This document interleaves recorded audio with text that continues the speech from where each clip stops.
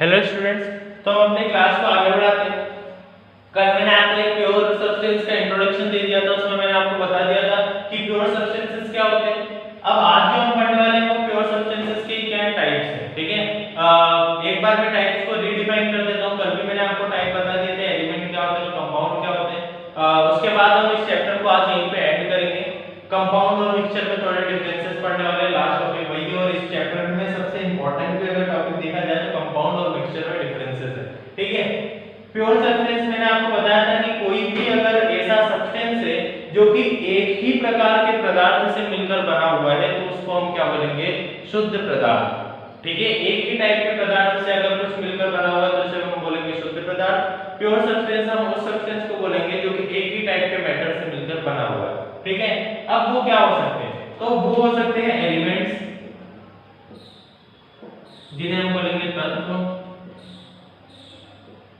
और वो हो सकते हैं कंपाउंड जिन्हें हम बोलेंगे यौगिक। तत्व क्या होते हैं, तो तत्व को अगर हम डिफाइन करें तो केमिस्ट्री की जो सबसे बेसिक यूनिट है, ठीक है। अगर हम किसी एलिमेंट की बात करते हैं तो केमिस्ट्री का कोई एक इस वर्ल्ड का कोई एक सबसे छोटा एलिमेंट जिसको कभी भी ब्रेक नहीं किया जा सकता, जिसको अगर किसी एलिमेंट की अगर मैं बात करूं तो उसको तोड़कर फिर और कुछ भी नहीं बनाया जा सकता, उसको जो ब्रेक करना है वो पॉसिबल नहीं है, उसको हम क्या बोलेंगे, एलिमेंट। जैसे कि हाइड्रोजन, ऑक्सीजन और कितने ही सारे एलिमेंट आपने एटमॉस्फेयर में देखे होंगे, सॉरी पीरियोडिक टेबल में हम देखने वाले हैं, ठीक है। कई सारे एलिमेंट होते हैं, तो इन एलिमेंट्स को क्या बोला जाता है, एक सबसे छोटी यूनिट है जिनको ब्रेक नहीं किया जा सकता। तत्व हो गई है हमारे, ठीक है। इसके बाद होते हैं कंपाउंड। अब एलिमेंट की ही अगर मैं बात करूं तो एलिमेंट को हम ब्रेक नहीं कर सकते, एलिमेंट्स को, तत्वों को हम तोड़ नहीं सकते, लेकिन उनको जोड़ तो सकते हैं। तो इसी रूल के साथ एलिमेंट्स को, मान लिया कि ए और बी अगर कोई से एलिमेंट है तो अगर इनको जोड़ दिया जाए यहाँ पे a प्लस बी, ठीक है, अगर एलिमेंट्स को जोड़ दिया जाए या फिर इनका किसी तरीके से इनको एक किया जाए तो उसको हम क्या बोलेंगे, यहाँ पे कंपाउंड बोलेंगे। लेकिन मैं आपको इसमें भी बता चुका हूं कि कंपाउंड हमेशा क्या होगा, एक निश्चित अनुपात में किन्हीं दो तत्वों को जोड़ता है। मतलब ए और बी हमेशा अगर आपस में मिलेंगे तो किसी एक डिफाइंड रेशो में मिलेंगे।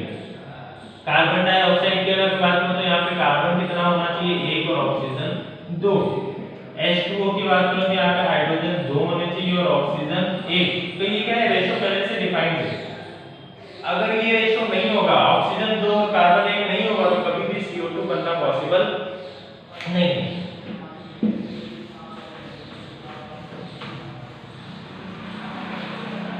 अब देखो, प्योर सब्सटेंस पढ़ने के बाद सेकंड जो पॉइंट आता है वो है मिक्सचर, ठीक है। मिक्सचर क्या है, हमने क्या बोला प्योर सब्सटेंस में कि एक ही टाइप के मैटर से, एक ही टाइप के पदार्थ से अगर कोई मिलकर बना हुआ है तो वो है शुद्ध पदार्थ। मिक्सचर क्या होगा, जो अलग-अलग टाइप के पदार्थों से, भिन्न-भिन्न तरह के पदार्थों से मिलकर बना हुआ है उसे हम क्या बोलेंगे, मिश्रण। मिक्सचर को ही क्या बोला जाता है, मिश्रण। मिक्सचर को ही मिश्रण। अब मिक्सचर कितने टाइप के होते हैं, तो मिक्सचर दो टाइप के हो सकते हैं। एक होता है होमोजेनस, एक होता है हेटेरोजेनस, ठीक है। होमोजेनस को हम बोलते हैं समांगी मिश्रण, यहाँ पे मिक्सचर लिख लेना। हेटेरोजेनस को हम बोलेंगे विषमांगी मिश्रण, यहाँ पे भी मिक्सचर, ठीक है।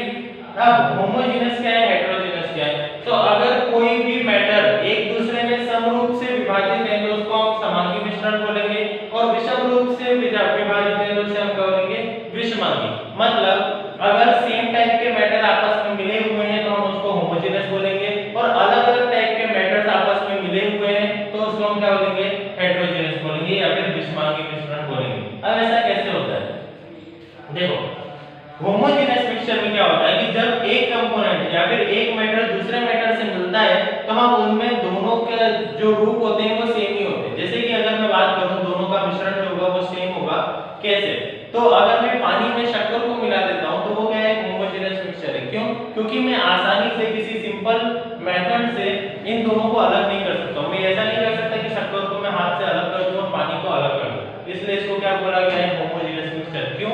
क्योंकि यहाँ पे शक्कर और पानी जो है वो एक दूसरे में समरूप से विभाजित हो चुके हैं, एक ही रूप में विभाजित हो चुके हैं। शक्कर भी क्या बन गई है, अब लिक्विड बन गई है। तो दोनों इस तरीके से विभाजित हो गए कि इन दोनों को अलग कर पाना पॉसिबल आसानी से नहीं है।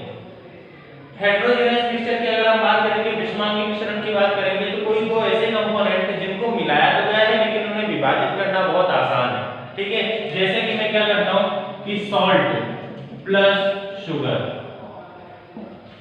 सॉल्ट प्लस शुगर की अगर मैं बात करता हूं तो सॉल्ट मतलब नमक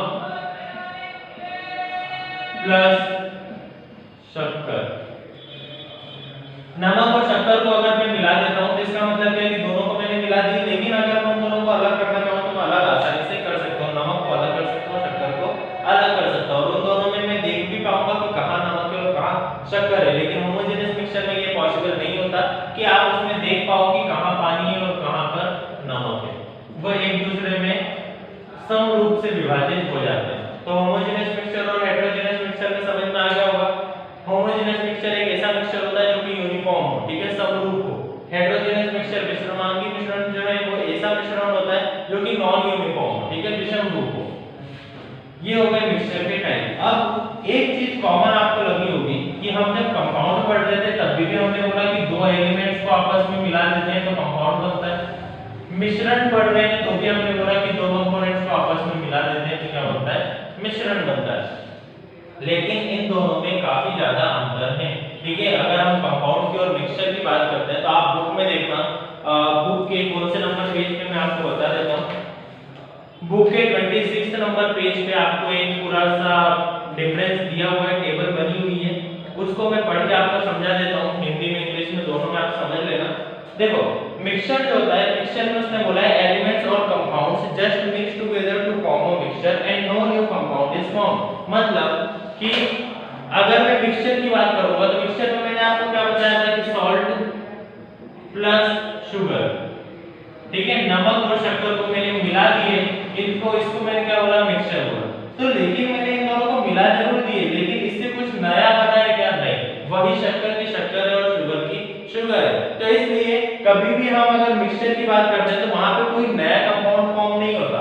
लेकिन अगर मैं कंपाउंड की बात करता हूं, यौगिक की बात करता हूं, तो दो तत्व जब आपस में मिलते हैं तो एक तीसरा तत्व बनाते हैं। कार्बन और ऑक्सीजन जब मिलते हैं तो वो क्या बना रहे हैं, दूसरा एक तीसरा तत्व बना रहे हैं, तो इसको हम क्या बोलेंगे, कंपाउंड। ये दोनों में डिफरेंस है। इनमें जब मिलते हैं तो कोई नया तत्व नहीं बनता, कोई नया सब्सटेंस नहीं बनता, लेकिन यहाँ पे जब दो एलिमेंट आपस में मिलते हैं तो वो एक तीसरा नया तत्व बनाते हैं, इसको हम क्या बोलते हैं, कंपाउंड। सेकंड डिफरेंस दिया है, a mixture has a variable composition, और कंपाउंड में दिया है composition of each new substance is always fixed.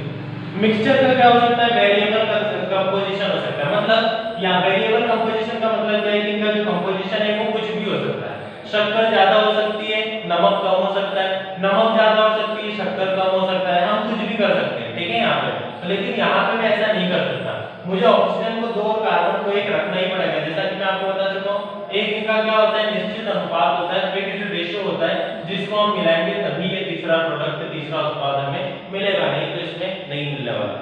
Third जो डिफरेंस उसमें दिया हुआ है, उसमें बोला है a mixture shows the property of the constituent substances. दूसरी तरफ उसने बोला है the new substance has totally different properties. अब जब मैं शक्कर और नमक को मिलाऊंगा और इसको टेस्ट करूंगा तो मुझे नमक का भी टेस्ट आएगा, शक्कर का भी टेस्ट आएगा, ठीक है। मतलब क्या है कि जब मैं इन दोनों को मिला रहा हूं तो मुझे कोई नई प्रॉपर्टी नहीं मिल रही, मुझे उन दोनों की ही प्रॉपर्टीज मिल रही है, ठीक है, इन दोनों के ही गुण मिल रहे हैं। लेकिन यहाँ पे जब हम कार्बन और ऑक्सीजन को मिलाते हैं और वो कार्बन डाइऑक्साइड बन जाता है, तो यहाँ पे ना ही कार्बन की प्रॉपर्टीज ये फॉलो करेगा, ना ही ऑक्सीजन की प्रॉपर्टीज फॉलो करेगा, ना इसमें कार्बन के गुण होंगे, ना ही इसमें ऑक्सीजन के गुण होंगे। इसके गुण जो होंगे वो काफी अलग होंगे कार्बन और ऑक्सीजन से। फोर्थ पॉइंट है the constituents can be separated Fairlie easily by physical methods.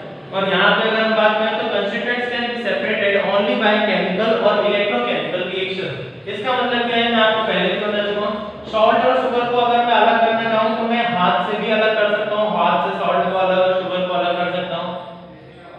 कोई भी अलग जो मिक्सचर होता है उसको भी अगर मैं अलग करना चाहूं तो मैं आसानी से अलग कर सकता हूं, फिल्ट्रेशन से, छन्नी से, से या फिर किसी भी चीज से सिंपल मेथड से अलग किया जा सकता है। लेकिन जब हम यहाँ पे कंपाउंड की बात करते हैं तो एक बार कार्बन डाइऑक्साइड बन गया है तो हम इनको कुछ केमिकल रिएक्शंस, इलेक्ट्रोकेमिकल रिएक्शंस, ठीक है, रासायनिक अभिक्रियाओं, इन्हीं के द्वारा इनको क्या कर सकते हैं, अलग कर सकते हैं। कोई भी सरल अभिक्रिया से सरल तरीके से इनको अलग नहीं किया जा सकता। तो ये सिंपल मेथड से कभी भी अलग नहीं किए जा सकते, जबकि मिक्सचर की अगर हम बात करते हैं सिंपल मेथड से भी अलग हो सकते हैं। यहाँ पे आपका चैप्टर खत्म होता है। मैं कुछ इसके क्वेश्चन है, ठीक है, क्वेश्चन है वो आपको दे दूंगा जो कि आपको परीक्षा बोर्ड में मिल जाएंगे उनके आंसर, ठीक है। ये लेक्चर हम यहीं पे खत्म करते हैं। अगला हम चैप्टर स्टार्ट करेंगे, थर्ड चैप्टर, ठीक है।